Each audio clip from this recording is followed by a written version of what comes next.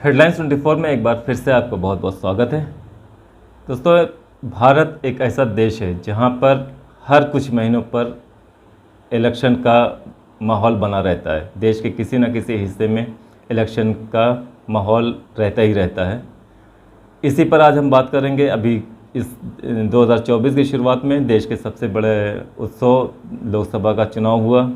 अप्रैल और मई में ये इलेक्शन चला, जून में रिज़ल्ट आ गए। एक बार फिर से नरेंद्र मोदी जी की सरकार बनी केंद्र में। उन्होंने तीसरी बार शपथ ली प्रधानमंत्री पद की।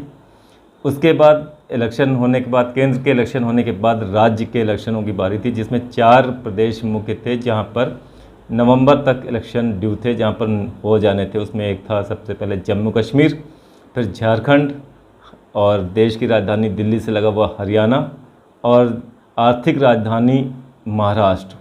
ये 4 इलेक्शन होने थे, जिसमें से चुनाव आयोग ने 2 के इलेक्शन की घोषणा कर दी।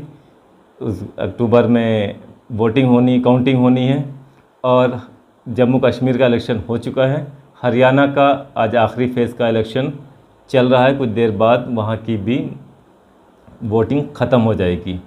अब बचते हैं 2 राज्य, जिसमें एक झारखंड है, वो भी बहुत महत्वपूर्ण प्रदेश है। वहाँ पर कोयले की खदान है, बड़ा राज्य है। और जो सबसे मुख्य राज्य है उत्तर प्रदेश के बाद, जहाँ से सबसे ज़्यादा सांसद आते हैं लोकसभा के, उत्तर प्रदेश के बाद, वहाँ पर इलेक्शन होना है और नवंबर तक हो जाने हैं। महाराष्ट्र के बारे में आप लोगों को सबको मालूम है कि इन 5 सालों में जो इलेक्शन हुए वहाँ पर क्या क्या नहीं हुआ। शिवसेना 1 से 2 हो गई, अजित पवार शिंदे अलग हो गए उद्धव से, जो उनके राइट हैंड माने जाते थे। उसके बाद एनसीपी, जिसको कहा जाता है शरद पवार को कि आज भी वो राजनीति के चाणक्य हैं, उन चाणक्य की भी नहीं चली, और वहाँ से भतीजे अलग कर लिए जाते हैं। एनसीपी के 2 फाड़ होते हैं, एनसीपी शरद और एनसीपी अजित। एनसीपी के 2 फाड़ हो जाते हैं। उद्धव ठाकरे की पार्टी शिवसेना के 2 पार्ट हो जाते हैं, उद्धव शिवसेना शिंदे। और शिंदे जो हैं बीजेपी से मिलके सरकार चलाते हैं, अभी भी वो मुख्यमंत्री हैं। अब दोस्तों, वहाँ पर इलेक्शन होना है, बहुत बड़ा महत्वपूर्ण राज्य है देश के लिए, और नवंबर में इलेक्शन होने हैं। अब क्योंकि हरियाणा का इलेक्शन आज ख़त्म पर है, अब सिर्फ वहाँ पर काउंटिंग होनी है 8 अक्टूबर को।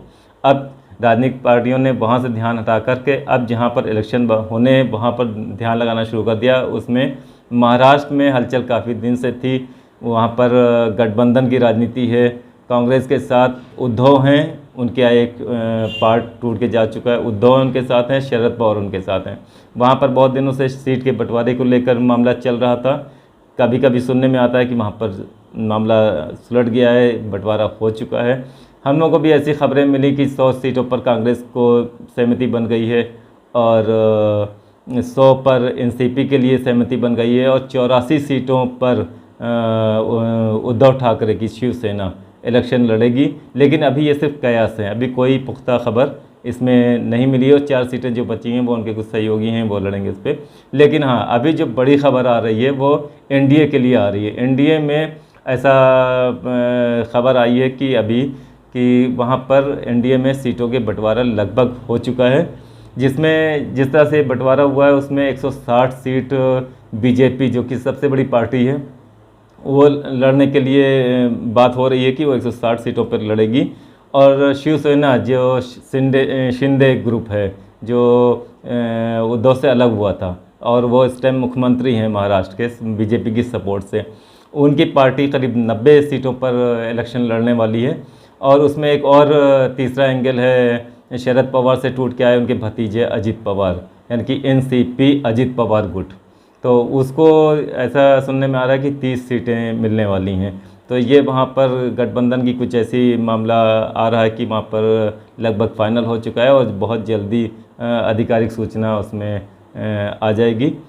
एनडीए में सीट्स बंटवारे के बाद एक जो खबर चौंकाने वाली आई है वो ये है कि एनडीए में जो घटक एक शामिल हैं जो शरद पवार से अलग हुए हैं, अजित पवार एनसीपी, उन्होंने एक स्टेटमेंट आज दिया कि हम जो हमारे कोटे की सीट होंगी उसमें हम 10% का कोटा अल्पसंख्यकों के लिए रहेगा। हम अल्पसंख्यकों को 10% जो हमें सीट मिलेंगी उसमें हम 10% अल्पसंख्यक को टिकट देंगे।